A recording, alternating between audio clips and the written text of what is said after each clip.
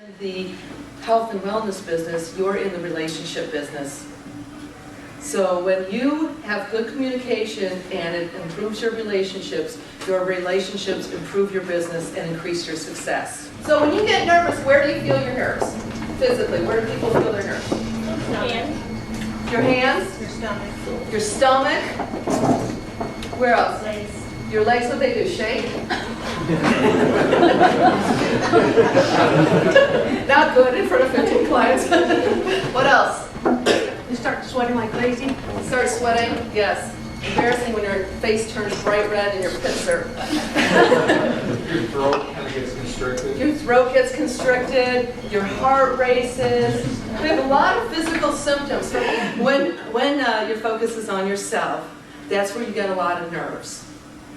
Okay, so for example, you say, I'm here today and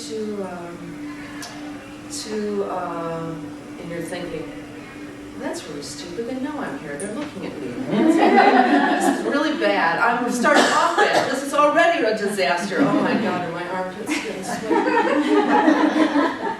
I'm here today to talk about an opportunity.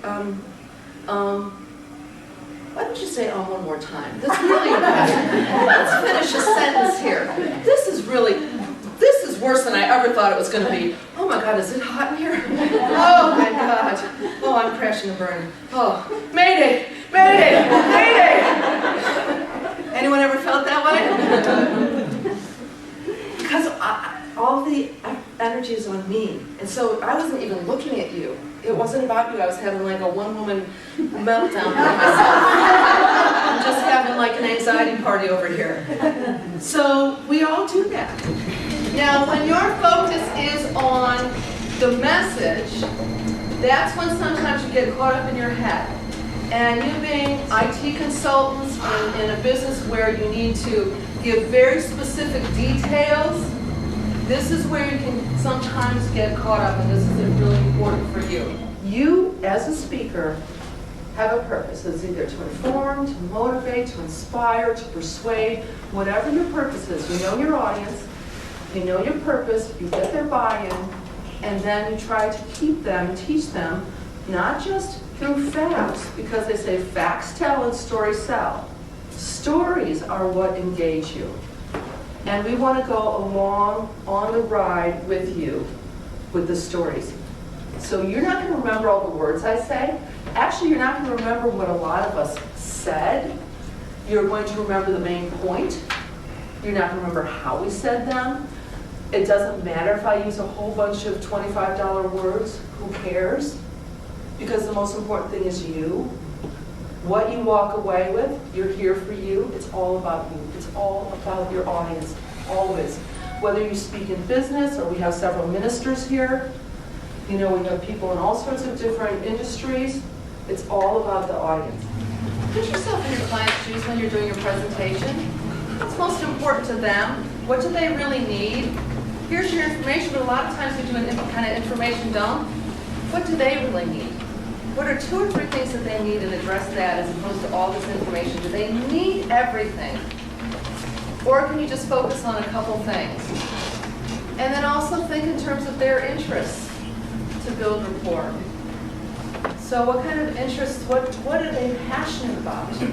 Everyone has things that they're passionate about, and if you find those, mirror them, focus on them, you can really increase your customer engagement.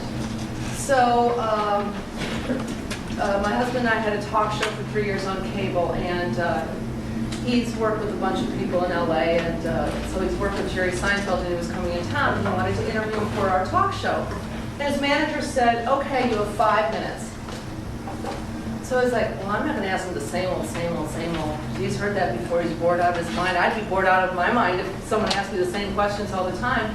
So since he knew him, he said, I know he's a crazed Yankees fan. And my husband's a big baseball fan and knows about everything. So he asked him nothing whatsoever about show business or comedy or anything. He just said, how do you think the Yankees are going to do this year? And what do you think about this trade? And what do you think about the managers? So 45 minutes later, they're still talking baseball because he found something in common with him, and he spoke in terms of his interests. So when engaging with your customers, think about that.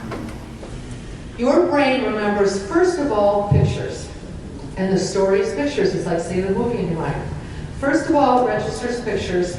Then it registers how you feel. And then it registers what you hear.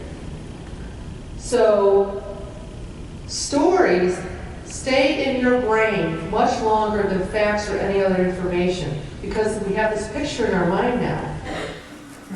So now you can do the introduction and build your story about that. This is what I get out of it.